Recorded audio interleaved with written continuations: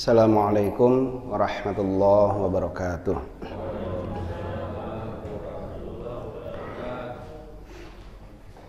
Innal hamdalillah nahmaduhu wa nasta'inuhu wa nastaghfiruh wa na'udzu billahi min shururi anfusina wa min sayyiati a'malina.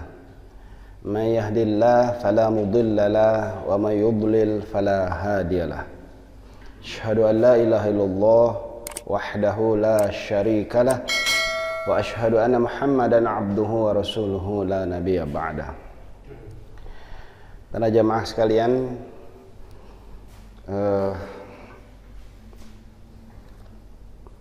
masih di bulan Syawal ini saya mohon untuk masih boleh melantunkan tahniah ya, tahniah Idul Fitri.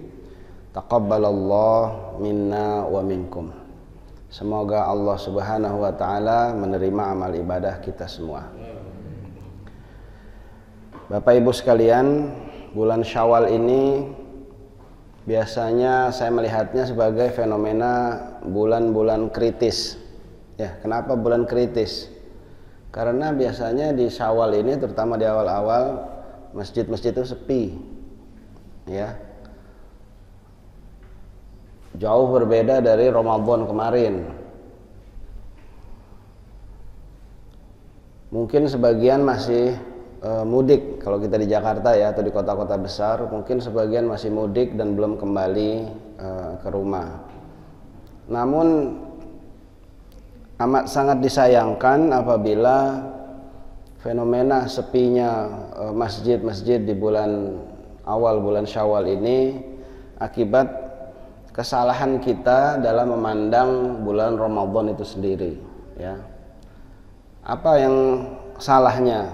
Jadi kita berpikir bahwa Ramadan itu adalah bulan di mana kita berjuang habis-habisan ya, melaksanakan segala macam ibadah, menunjukkan berbagai macam ketaatan, dan puncaknya adalah pada saat Idul Fitri.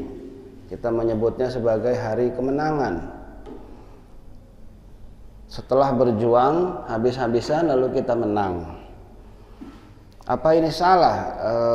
Bukan di situ salahnya ya. Boleh kita bergembira di hari raya, karena hari raya memang hari kegembiraan, baik Idul Fitri maupun Idul Adha. Namun kalau kemudian kita terkena cara berpikir bahwa setelah menang ini maka kita boleh istirahat, nah ini yang kemudian jadi persoalan. Kita merasa sudah menang, merasa sudah hebat, merasa sudah diampuni semua dosa, lalu kita merasa boleh berleha-leha. Nah, itu yang kemudian jadi persoalan. Padahal harusnya Ramadan itu dipandang sebagai bulan latihan, bulan pendidikan dan bulan latihan. Apa yang dihasilkan dari pendidikan dan latihan adalah kualitas yang semakin bagus justru ya. Ibarat seorang mahasiswa misalnya baru lulus kuliah, maka itu lagi semangat-semangatnya kemudian dia untuk mengaplikasikan ilmu yang sudah direguknya selama 4 tahun misalnya. Atau bayangkan seorang mahasiswa ini adalah lulusan akademi militer misalnya ya, baru saja dilantik oleh presiden ketika lulus akademi militer, maka dia lagi pada semangat yang puncak untuk kemudian berkarya, untuk kemudian mengabdi, ditaruh di mana saja dia akan sedang semangat-semangatnya. Harusnya seperti itu kita kemudian dalam memahami Ramadan. Namun sebaliknya ya, kalau kita perhatikan fenomenanya, kita merasa sudah menang dan sudah hebat sehingga kemudian merasa boleh istirahat. Disinilah setan itu bisa menyerang kita pada saat kita sedang lemah seperti ini ya. Saya sebut lemah karena memang penyakit dari orang yang merasa menang itu adalah dia akan menurunkan pertahanannya. Beda ketika Ramadan kemarin, dia mengangkat tinggi-tinggi pertahanannya sehingga setan sulit sekali untuk menembus dinding-dinding ketaatan yang kita bangun, ya. Luar biasa. Sulit sekali setan untuk membisik kita untuk menyeleweng. Sulit bagi setan dan bala tentaranya, iblis dan bala tentaranya itu untuk menghasut kita, untuk bahkan berpikiran buruk sekalipun ketika kita saum Ramadan kemarin. Nah, Bapak Ibu sekalian, fenomena yang sama sebetulnya kadang saya jumpai juga pada saat masjid-masjid sedang dibangun. Ini masjid kita udah selesai belum? Dikit lagi ya. Ini udah megah begini soalnya ya, insyaallah. Banyak masjid yang dibangun yang saya perhatikan seperti ini fenomenanya. Pada saat masjid itu masih belum dibangun, ya, itu luar biasa semangat dari jamaah maupun orang-orang di sekitarnya untuk bahu membahu berjuang, mengeluarkan harta, tenaga, dan apa saja yang bisa kemudian dikeluarkan untuk membangun masjid tersebut. Sampai akhirnya yang tadinya dipikir tidak mungkin, ya, kan banyak seperti itu tuh ya. Ini masjid kalau mau dibangun, direnovasi misalnya butuh berapa? Butuh 10 miliar misalnya. Duit dari mana 10 miliar? Udah merasa sulit. Tetapi para panitianya, ya, para pengurusnya biasanya kemudian bersemangat, bismillah. Kemudian dengan yang ada kemudian dimulai dulu. Dan benar, ternyata setelah itu berhasil, ya. Entah gimana caranya Allah membuka jalan agar pembangunan itu kemudian berhasil, dan berdirilah masjid itu dengan megah, dengan kokoh. Disitulah sekali lagi penyakit merasa sudah selesai itu menyelinap, ya. Kita bangga dengan masjid yang sudah megah, merasa berhasil menuntaskan mimpi yang tadinya kayaknya nggak mungkin gitu, ternyata mungkin dan bisa. Lantas disitulah kita merasa sudah selesai berjuang. Apa yang terjadi? Masjidnya megah tapi isinya sedikit.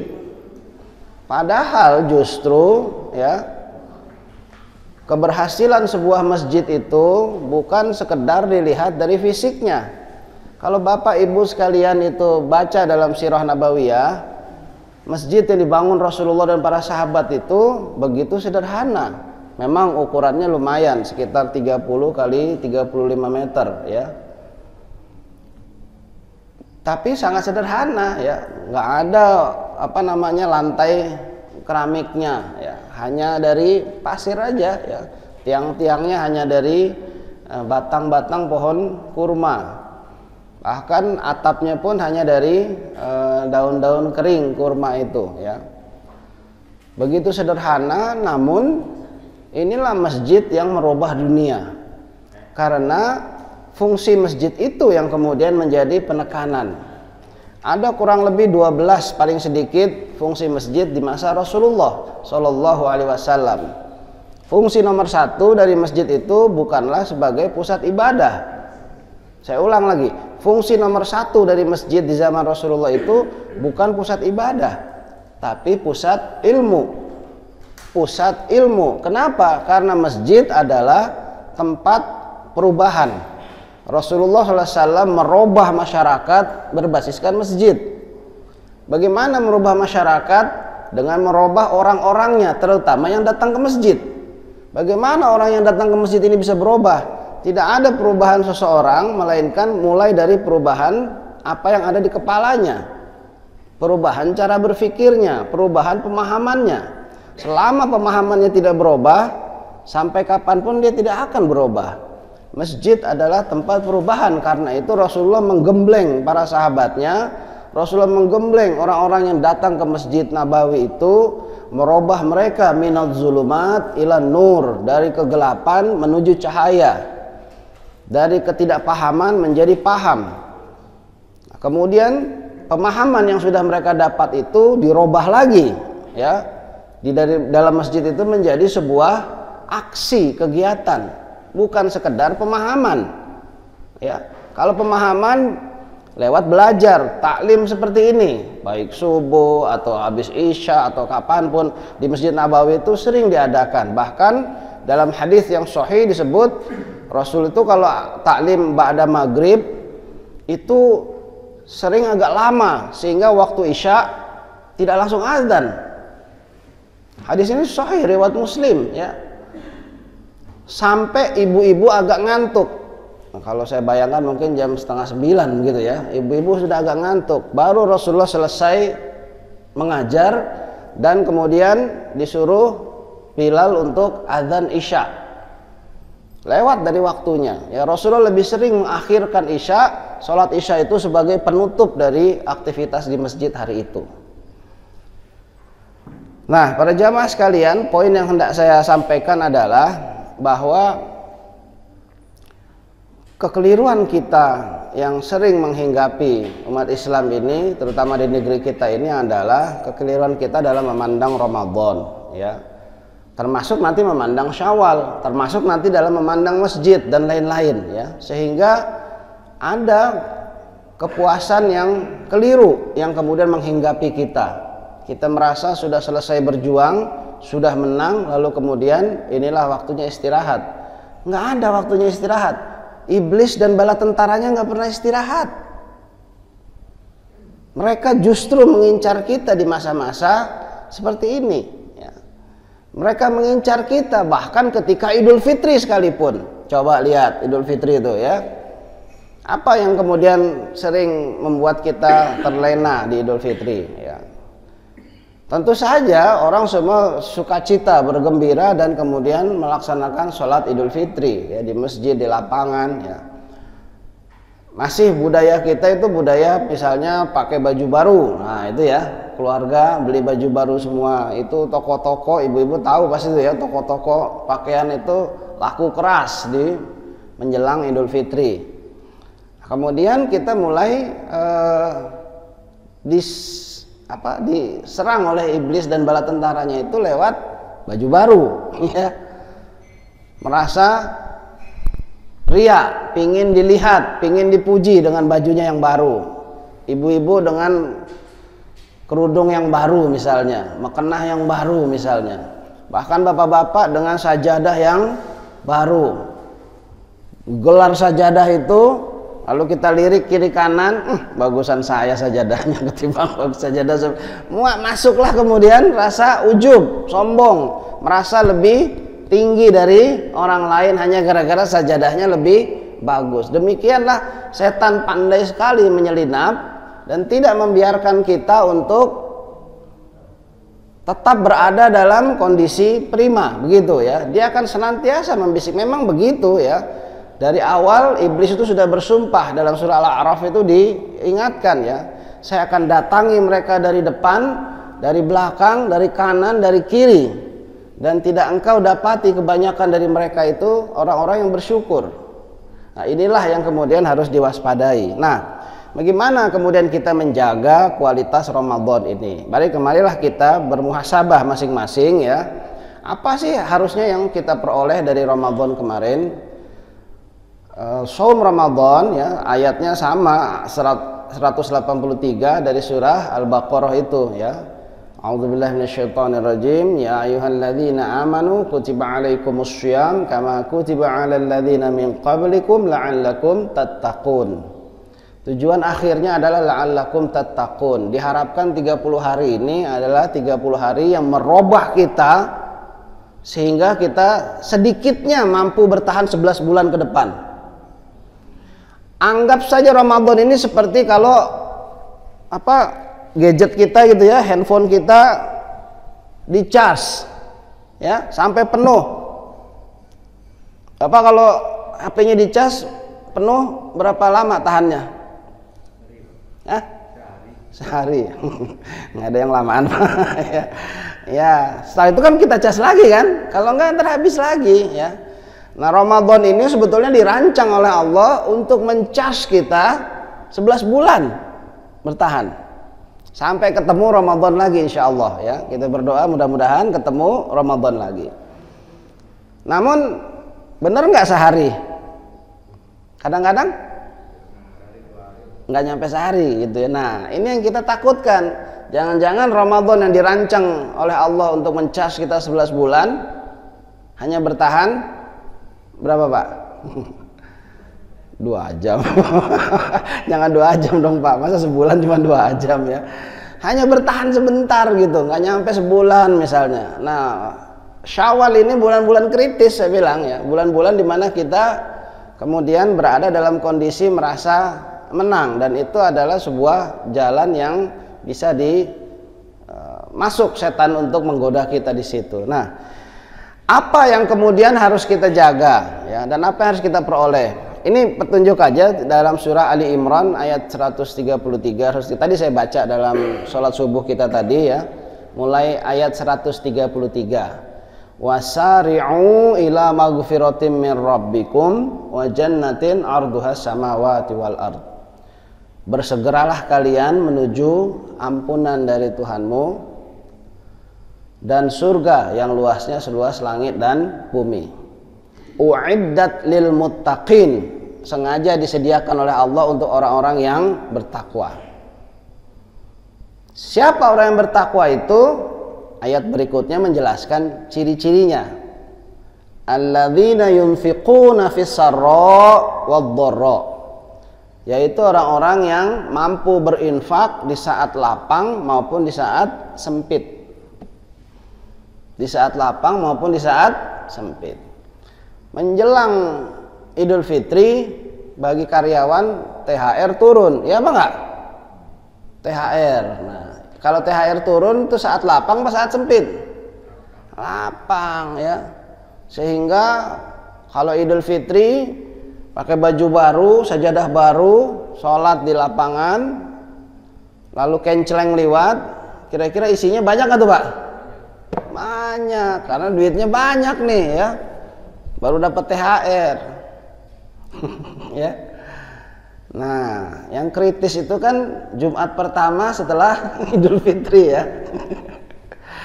Biasanya udah habis duitnya, udah habis-habisan semua. Kenceleng lewat, pura-pura nggak lihat, Pak. Lalu digeser aja begitu. Nah, padahal kalau dalam ayat ini orang bertakwa itu cirinya adalah kemampuan dia berinfak itu stabil, baik pada saat lapang maupun pada saat sempit. Dia tetap saja kemudian berinfak. Mirip seperti orang yang bersyukur baik pada saat sehat maupun pada saat sakit. Dia tidak hanya bersyukur pada saat sehat, saat sakit pun dia bersyukur. Kemampuan bersyukur orang yang bertakwa itu stabil. Kemampuan bersabar orang yang bertakwa itu stabil, baik ketika dia lagi ada masalah maupun ketika dia lagi biasa-biasa aja gitu ya. Lagi masalahnya sudah diselesaikan oleh Allah. Baik itu ketika dia sedang jadi pejabat maupun ketika dia sudah nggak lagi menjabat. Stabil.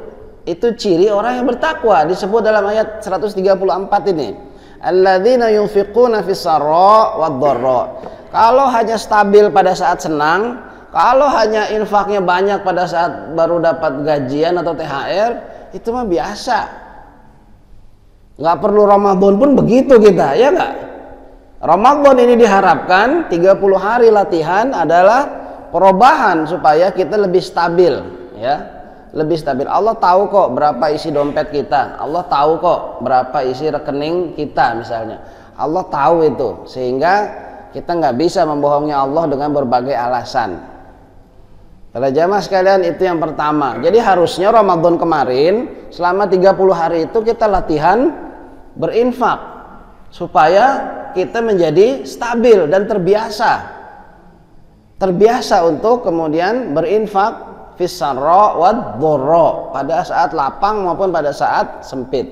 Yang kedua, wal kaziminal ghaiz, dan mereka yang menahan amarahnya, rasa marahnya. Bapak Ibu sekalian, pada satu saat seorang anak muda kayak ente begini ya, imam ya, datang kepada Rasulullah lalu bertanya, ya Rasulullah, ausini, nasihati saya ya Rasulullah. Dilihatin sama Rasulullah nih. La taghdab. Jangan marah. Nasihati lagi saya ya Rasulullah, apalagi begitu. La taghdab. Jangan marah 2 kali. Nasihati saya lagi ya Rasulullah. La taghdab. Jangan marah. Sampai 3 kali, ya. Akhirnya, wah ini la taghdab terus 3 kali nih. Ya sudah, akhirnya pemuda tersebut pamit. Di sini ya saya ingin menjelaskan dulu sedikit. Dalam bahasa Arab ada 2 kata yang dipakai. Bahasa Indonesia cuma 1, marah-marah juga ya. La taghdab itu berasal dari kata ghadab. Ya, seperti yang kita baca dalam Al-Fatihah itu, ghairil maghdub. Maghdub itu orangnya yang kena marah. Ghairil maghdub, al-maghdub itu orang yang dimurkai, dimarahi oleh Allah. Allah marah pada dia. Ghadab itu sendiri artinya ya agak susah nih dalam bahasa Indonesia ya. Ya udah kita sebut saja marah. Apa bedanya dengan marah yang di ayat 134 tadi? Wal qaziminal ghaiza, yang menahan marahnya. Al-ghaiza itu marah yang masih berbentuk perasaan, pikiran. Ya. Jadi kalau Bapak Ibu marah itu selalu berawal dari pikiran atau perasaan kita. Pernah marah nggak Pak? Ya. Marahnya gimana? Dari awal kan perasaan dulu kan. Kita lagi enak-enak naik motor, tiba-tiba disalip, wang gitu. Kaget itu. Apaan sih gitu kan, kita nggak ngapa-ngapa jadi marah. Selanjutnya gimana Pak? Kejar. Ya, emang lu aja yang bisa ngebut. Wah, itu kan. Nah, jadi perasaan marah dulu ya. Baru kemudian mewujud menjadi suatu tindakan atau ucapan. Nah, ghadab itu adalah ucapan atau tindakan yang keluar setelah muncul al-ghaiza, rasa marahnya itu. Yang dilarang oleh Rasulullah, la taghdab, jangan diwujudkan rasa marah itu menjadi sesuatu yang keluar.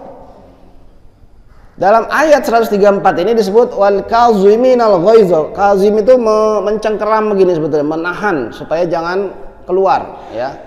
Wal kaziminal ghaiza, dan mereka yang mencengkeram, menahan marahnya itu. Jadi sebisa mungkin marah itu jangan berwujud. Kalau keluar jadi kata-kata, kira-kira kata-kata yang keluar baik apa buruk Pak? Pasti buruk lah. Apalagi bagi mereka yang tidak terbiasa menahan. Pasti yang keluar itu apa? Sumpah serapah, kebun binatang, WC dan sekitarnya. Pokoknya yang jelek-jelek deh ya. Pokoknya yang buruk-buruk semua ya. Maka ini jadi persoalan. Itulah yang dilarang Rasulullah, jangan diwujudkan. Pernah nggak Bapak marah yang keluar itu doa-doa semua? Bagus tuh Pak kalau bisa begitu ya.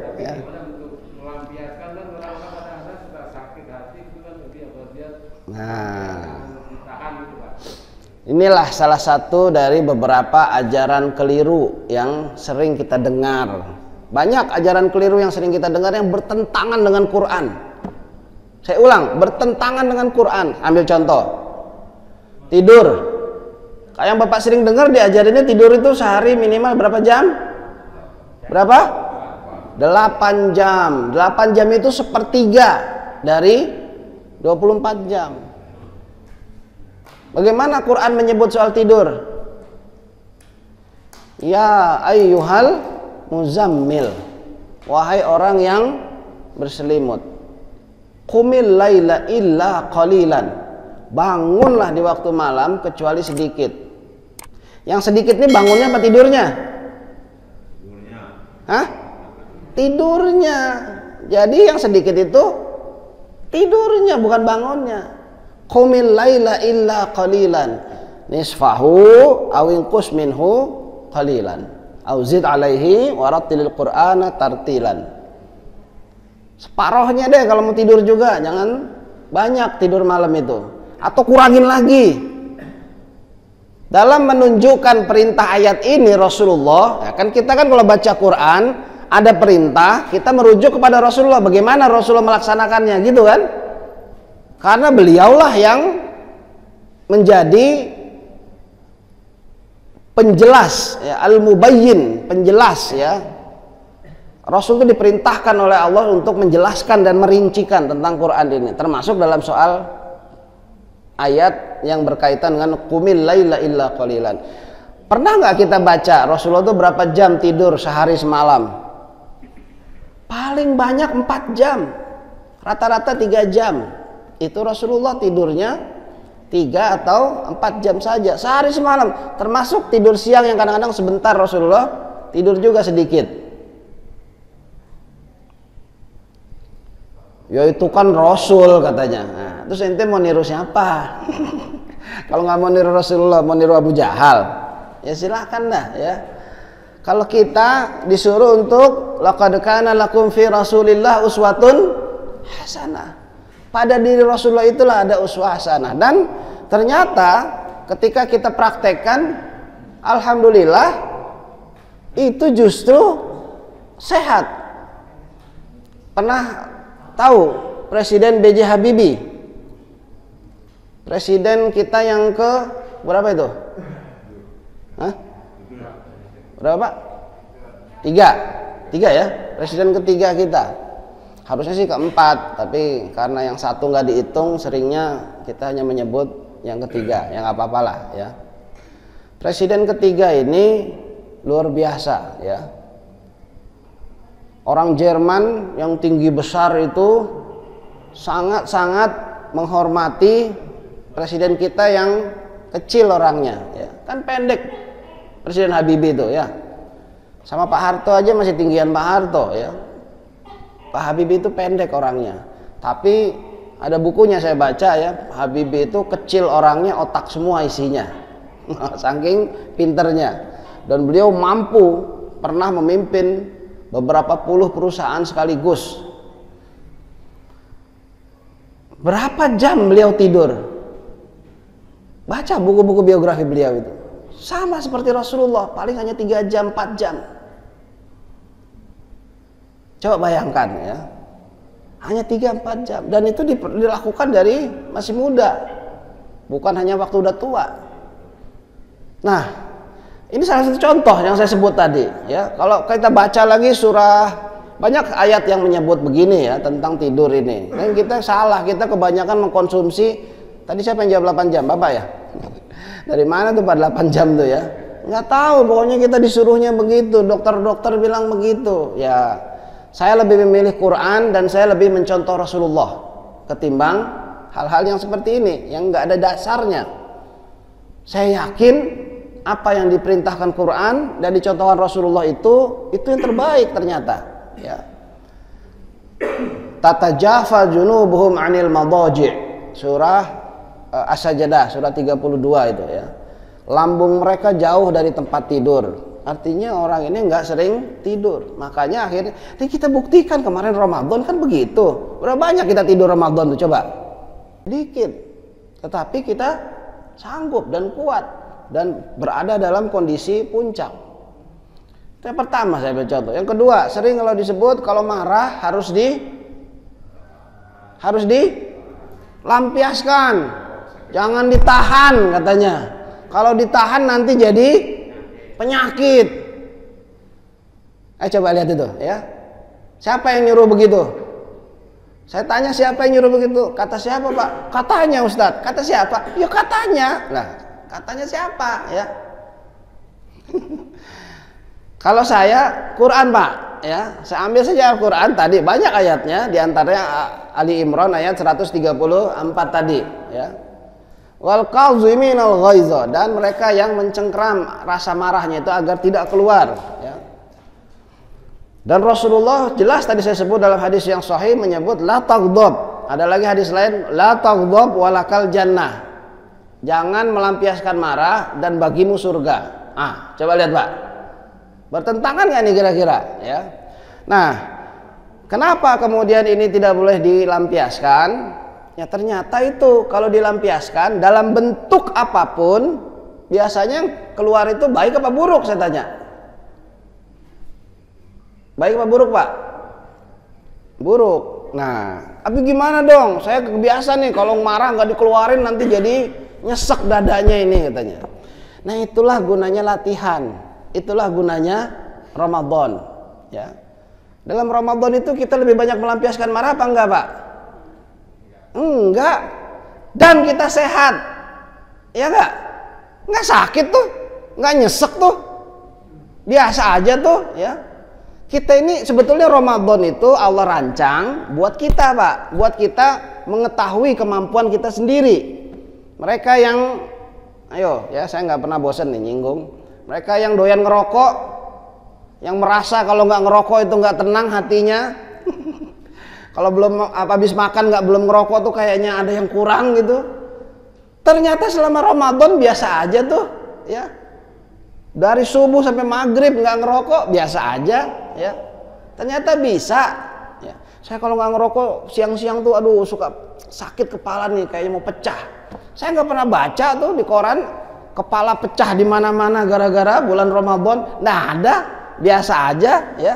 Ternyata kita bisa.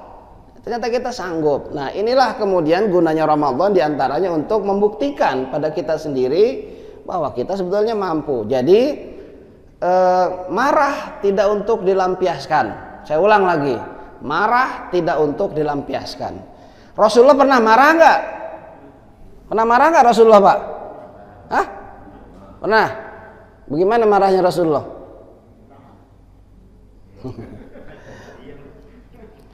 Para sahabat itu sampai paham. Jadi kadang-kadang para sahabat itu ya nggak tahu juga, istrinya Rasulullah juga begitu ya, pernah juga ya. Saking Rasulullah begitu menghargai mereka, begitu kadang-kadang ada juga yang kebablasan ya, melontarkan permintaan yang membuat Rasulullah marah. Dan sahabat-sahabat yang dekat dengan Rasulullah tahu kalau Rasul itu udah mulai marah. Tidak lewat ucapannya, tidak lewat perbuatannya, hanya karena ada keringat yang menetes agak gede-gede nih di sini Rasulullah tuh, di pelipis Rasulullah tuh. Kalau Rasul udah keringat begini, udah marah, Nabi itu jangan gitu. Cuma dari keringatnya doang. Para sahabat udah tahu Rasul itu marah tuh, berarti, tapi nggak pernah keluar ucapan.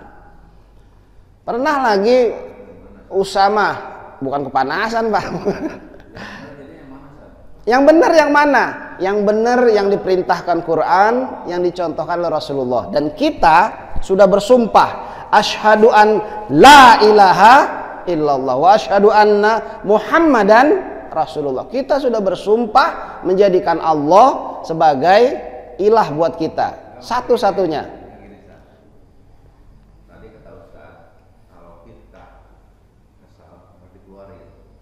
Itu kata orang mah, bukan kata saya. Kata orang harus dilampiasin. Saya nggak bilang begitu. Kalau saya menyitir Quran, ya. Maksudnya? Kalau Nabi kan enggak. Kalau dia marah itu ditahan. Iya Pak. Tapi kalau kata Ustaz tadi kan keluarin. Enggak, Bapak salah paham nih. Yang bilang beliau. Saya bilang menurut Quran surah Ali Imran 134, ciri orang bertakwa itu dia menahan rasa marahnya, tidak dikeluarkan, ya. Itu perintah Quran. Tapi yang beredar di masyarakat kebanyakan yang keliru. Bahwa kalau marah harus dilampiasin, ya apa enggak? Begitu ya, jangan salah paham Pak. Ntar dibawa pulang, Ustadz bilang enggak, saya nggak pernah bilang begitu ya. Dan Rasulullah mencontohkan betapa beliau menahan, tidak melampiaskan, mengeluarkan rasa marahnya itu. Jadi ghadab itu marah yang sudah dilampiaskan. Al-ghaiza itu marah yang masih berupa perasaan di kepala kita, ya. Masih berupa perasaan. Itu disuruh tahan dalam ayat ini, wal kaziminal ghaiza. Kalau harus dilampiaskan juga gimana? Nah, kan namanya orang belajar Pak ya. Kalau orang belajar kan kadang-kadang masih belum bisa. Nah, kalau harus dilampiaskan, saya punya caranya Pak. Ya tenang aja ya. Jadi yang pertama, misalnya Bapak bikin saya marah gitu ya. Orang marah itu baru akan melampiaskan kemarahannya menjadi sesuatu kalau dia dalam waktu yang sangat singkat di kepalanya ini bertindak sebagai jaksa sekaligus hakim. Marah itu kan harus ada sasarannya, ya enggak? Kalau nggak ada sasarannya bukan marah namanya, tapi kecewa. Kecewa kan gitu, jalanan macet. Aduh, udah buru-buru, mau mudik, macet pula jalanan, kecewa. Tapi kalau ketahuan ada sasarannya, gara-gara satu mobil ini bikin macet, maka kita jadi punya sasaran. Itulah kemudian target marah kita. Woi, jangan di sini dong, minggir dulu gitu kan, bikin macet nih. Sasaran, ya. Nah, marah itu selalu punya sasaran. Bapak pernah marah, pasti punya sasaran. Kepada siapa Bapak marah? Kepada keluarga, kepada orang, kepada siapa? Nah, pada saat marah itu biasanya kita langsung menjadi jaksa, menuntut dia dan menjadi hakim, memvonis dia. Ya. Maka sebelum itu terjadi, kasihlah pengacara, Pak. Di kepala kita nih ya. Kasihlah pengacara. Maksudnya apa? Kita coba, nih orang kenapa begini? Oh, mungkin jangan-jangan. Nah, itu ya coba ya. Ada husnuzon, prasangka baik yang kita masukkan. Kenapa kita lagi biasa begini disalip motor atau mobil lain? Oh, mungkin dia buru-buru mau ke rumah sakit. Coba lihat, begitu ada pengacara di kepala kita ini, kita cenderung nggak marah. Contohnya begini, satu kali di kereta komuter lain itu ada seorang yang biasa duduk di situ, lalu ada anak kecil yang lari-lari, ada bapaknya di situ. Anak ini naik sama bapak, jadi anak itu lari-lari di kereta, orang lagi baca koran, korannya ditarik. Orang lagi apa, dia disenggol, sehingga penumpang lain kemudian jadi agak marah, merasa terganggu. Iya nggak? Gitu kan?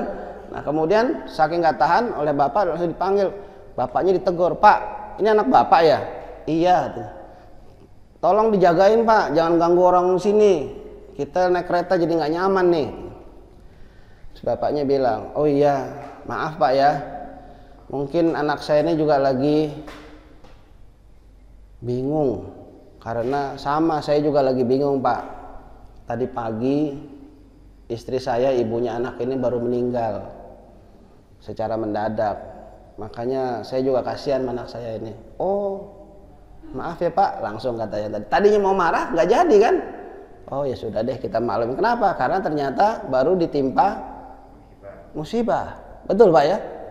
Nah itu yang saya maksud contohnya ya, tapi itu terjadi di kepala kita aja. Coba ya, kita coba kasih pembelaan, kasih pengacara supaya jangan kemudian langsung jadi hakim, langsung jadi jaksa. Belum tentu yang kita tuduhkan itu benar, tapi kita udah keburu marah. Yang kedua, kalaupun harus keluar juga marahnya, cobalah lampiaskan menjadi sesuatu yang bermanfaat. Kalau marah Pak, bawaannya kan ambil sapu, ambil sikat Pak, bersihin rumah gitu ya. Bikin marah aja, nyapu Pak, insya Allah rumahnya bersih, ya nggak? Tenaganya dikeluarin buat hal yang berguna. Kalau perlu cuci baju pakai tangan, nggak usah pakai mesin, sampai bersih, banting-banting, sampai bersih, bilas lagi ya. Marahnya dikeluarin begitu, jangan dipakai buat ngerusak, jangan dipakai buat ngelempar piring, jangan dipakai buat ngelempar gelas. Sayang ya nggak Bu? Mending dipakai buat cuci mobil kayak, untuk nyapu rumah kayak gitu. Insya Allah kalau marahnya kayak gitu, bersih rumahnya Pak ya. Kalau udah bersih masih marah juga, boleh ke rumah saya Pak. Rumah saya dibersihin ya. Tapi kalau dengan doa itu gimana Pak? Gimana? Dengan dilampiaskan dengan doa. Dilampiaskan dengan doa. Ya Allah, ini imam nih, astagfirullahaladzim. Coba lihat ya, apa sih artinya astagfirullahaladzim itu? Ya Allah, ampunilah saya, kan aku minta ampun ya Allah. Masa ngomongnya begitu? Ya Allah, aku minta ampun, masa begitu coba ya? Ini kan jadi lucu, kita nih bagaimana kita ngomong sama Allah kayak begitu Pak? Kalau jadi doa yang baik ya. Ya Allah, ampunin deh imam nih ya Allah, mungkin dia lagi ada masalah. Dia bikin saya kesel ya Allah, ampunilah dia. Nah itu cakep kalau gitu ya. Boleh Pak ya. Bisa nggak? Itu masalahnya ya. Nah kudu latihan. Makanya perlu Ramadan. Wal kadhiminal ghaiza. 30 hari kita disuruh latihan, Pak. Dan yang kemudian yang ketiga, wal afina 'anin nas. Dan mereka yang memaafkan orang yang bersalah pada dia. Ya kalau latihan sih nggak apa-apa dah, Pak ya. Cuma kalau jadi kebiasaan itu yang kesana, Pak. Ya. Allahu Akbar. Itu sama juga marah, Pak, gebuk juga gitu kan. Ya, jangan begitu ya. Sama aja itu ya. Sebetulnya walaupun dirubah jadi zikir ya. La ilaha illallah. Gitu misalnya. Jangan gitu deh ya. Bagaimana kalau lagi ada orang lagi marah? Ya, coba Bapak lagi marah nih. Hei, kamu tuh begini-begini. Biasanya kita ngomong apa ke dia? Enggak, kita bilang apa? Istighfar, Pak, istighfar. Sering begitu ya? Istighfar, Pak, gitu ya. Ini juga salah kalau menurut saya, Pak. Masa orang lagi marah suruh istighfar? Kira-kira bisa nggak? Orang istighfar itu orang yang minta ampun. Syaratnya dia harus ngerti kalau dia lagi salah.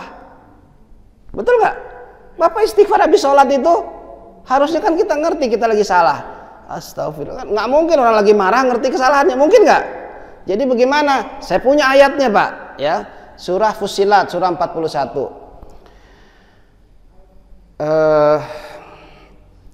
Wa imma yanzaghannaka minasyaitoni nazghun fasta'iz billah innahu huwas samiul alim. Dan bila engkau sedang diganggu oleh setan dengan suatu gangguan, orang marah tuh lagi diganggu setan nggak? Setan ngerubung itu, lempar, ada gelas mau dilempar, katain, maka kita katain habis-habisan. Kurang, katain lagi, betul nggak? Setan lagi kumpul di kepala dia tuh. Dia lagi diganggu setan. Wa imma yanzaghannaka minasyaitoni nazghun. Kalau engkau sedang diganggu oleh setan dengan satu gangguan, fasta'idz billah, maka berlindunglah kepada Allah. Innahu huwas samiul alim. Sesungguhnya dia maha mengetahui dan maha mendengar dan maha mengetahui. Jadi harusnya kalau lagi marah itu ta'awudz, berlindung kepada Allah. Saya pernah percobaan ya, yang gampang meredam marah orang itu dibacakan Quran. Ya. Kalau disuruh istighfar, bisa nggak coba Pak? Bapak lagi marah suruh istighfar. Istighfar pun gitu, astagfirullahaladzim gitu Pak. Istighfar yang nggak benar gitu, ya. Kayak main-main jadinya akhirnya. Jadi gimana? Ta'awudz. Ya. A'udzubillahi minasyaitonirrajim. Bacain apa Pak? Ya, ayat kursi boleh, ayat kursi ya. Allahu la ilaha illa huwal hayyul qayyum. Ini dia tersinggung. Lu pikir gua setan gitu. Dibacain ayat kursi. Ya. Ya kan lagi banyak setannya kan. Atau bacain ayat yang lain lah. Yang tadi aja surah Ali Imran tuh boleh. Wasari'u ila maghfiratim min rabbikum. Biasanya orang marah dengar ayat Quran tuh agak adem dikit. Ya. Makanya kalau kita lagi gelisah suruh baca Quran. Kalau kita lagi sedih baca Quran ya. Tengah orang musibah baca Quran ya. Surat Yasin boleh, asal ngerti pula artinya. Surat yang lain boleh ya, baca Quran. Quran itu akan menenangkan, minimal mengingatkan kita kepada Allah. Dan itu ada dalam ayat selanjutnya ya. Saya masuk dulu, wal afina 'anin nas, dan memaafkan orang yang bersalah. Jadi setelah kita marah karena ada orang bersalah pada kita misalnya, lalu kita mampu meredamnya, maka kemudian langkah berikutnya adalah memaafkan. Memaafkan ini bukan formalitas kayak Idul Fitri kemarin. Maaf lahir batin Pak, maaf lahir batin Pak, maaf lahir batin Pak, gitu doang gitu ya. Kenapa sih kita disuruh minta maaf? Kenapa sih kita disuruh memaafkan? Kenapa sih kita disuruh minta ampun pada Allah? Ente suka minta ampun nggak pada Allah, Imam? Hah? Suka? Kapan ente minta ampun biasanya? Kapan saja. Kapan saja ya. Cirinya biasanya kalau orang minta ampun itu dia harus paham bahwa dia salah sehingga dia minta ampun pada Allah. Mungkin nggak orang yang benar merasa benar lalu minta ampun? Cenderung enggak. Maka di antara cara setan membuat kita tidak minta ampun adalah dia menghias keburukan kita menjadi kebaikan. Kita pikir kita lagi berbuat baik, Orang kalau berbuat baik mana mungkin dia minta ampun. Dizuyin oleh setan seolah-olah kita sedang berbuat amal soleh, padahal itu amal salah. Dibuat seolah-olah kita sedang berada dalam kebenaran, padahal sedang berada dalam kesalahan, sehingga kita tidak pernah minta ampun. Nah, orang yang minta ampun itu orang yang menyadari kesalahannya. Karena itu dia sungguh-sungguh minta ampun. Ya Allah, tadi sholat nggak khusyuk, ya Allah, astagfirullahalazim. Kan begitu kan? Ba'da sholat, assalamualaikum warahmatullahi wabarakatuh. Apa yang kita ucapkan duluan? Astagfirullah, bukan alhamdulillah kan? Betul nggak? Habis sholat loh, kita habis beramal soleh. Apa yang kita ucapkan? Istighfar. Kenapa istighfar? Tadi ada kesalahan. Ayo coba ngaku aja. Sempat pikiran kita melayang kemana, dan Allah tahu itu. Kita nggak bisa bohong di hadapan Allah. Nah, itulah yang kemudian menjadi istighfar kepada Allah, minta ampun pada Allah, paham salahnya. Apa Allah nggak tahu salah kita? Tahu nggak? Allah tahu nggak salah kita? Tahu lah. Lalu buat apa kita minta ampun? Supaya kita tahu salah kita. Nah, gitu ya. Supaya kita sadar salah kita itu dan jangan diulang lagi. Begitu pula minta maaf. Jadi kalau imam nih datang ketemu saya, Ustadz maaf lahir batin, saya nggak lepas tangannya tuh, saya pegang. Tadi dulu imam, ente salah apa sama saya? Oh, ya apa aja dah Ustadz? Ya apaan? Apa aja dah? Tanya pokoknya minta maaf lahir batin. Kenapa kita disuruh paham apa kesalahan kita? Supaya tidak diulang lagi. Itu sebetulnya minta maaf itu. Memaafkan bukanlah urusan orang yang minta maaf. Dia mau minta maaf kek enggak kek, kita disuruh memaafkan. Kenapa?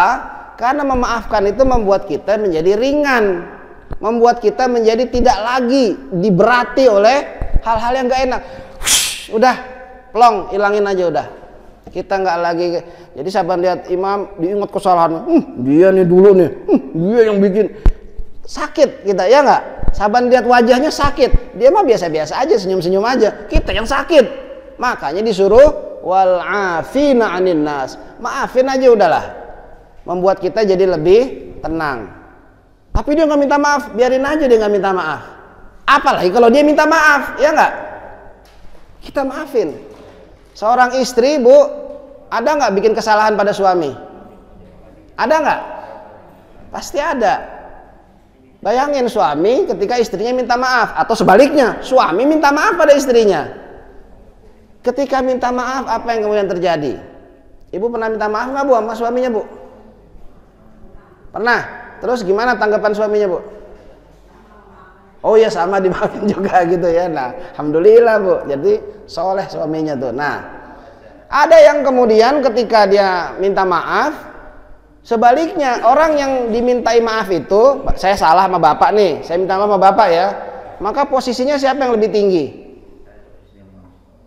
Bapak kan? Saya minta maaf, rendah karena saya punya salah. Bapak lebih tinggi. Nah, dalam posisi lebih tinggi ini kadang-kadang digoda lagi sama setan. Pak, maaf Pak ya, kemarin saya salah gini. Nah, makanya jadi anak muda tuh jangan begitu. Kebiasaan sih sama orang tua begitu. Wah, udah minta maaf digituin lagi. Yang tadinya udah adem jadi jadi marah lagi. Makanya mama, lain kali kalau bikin teh jangan nggak pakai gula. Bapak kan capek nih lalu kerja. Wah, orang udah minta maaf jadi itu, makanya nggak boleh. Udahlah, kalau sudah dimaafkan, maafkan aja udah, plong, jangan diingat-ingat lagi. Harusnya seperti itu ya. Wal afina anin nas, ditutup dengan wallahu yuhibbul muhsinin, dan Allah mencintai orang yang berbuat baik. Orang udah minta maaf, kalau perlu kita kasih oleh-oleh sekalian.